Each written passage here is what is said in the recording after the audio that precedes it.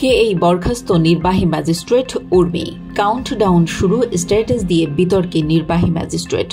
Facebook পোস্টে অন্তর্বর্তী সরকারের প্রধান উপদেষ্টার সমালোচনা করায় লালমনিরহাটের নির্বাহী ম্যাজিস্ট্রেট তাপসী তাবাসসুম উর্মিকে সাময়িক বরখাস্ত করা হয়েছে।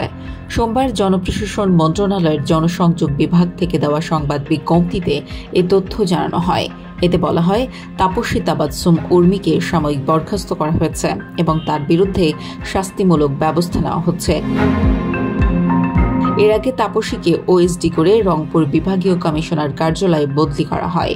রোববার রাতেই তাপসীকে লালমনিরহাট জেলা প্রশাসকের কার্যালয় থেকে রিলিজ দেওয়া হয়। লালমনিরহাট জেলা প্রশাসক HM রকিব হায়দার বলেন, ওই কর্মকর্তার ফেসবুক পোস্টগুলো সরকারের ঊর্ধ্বতন কর্তৃপক্ষের নজরে এসেছে।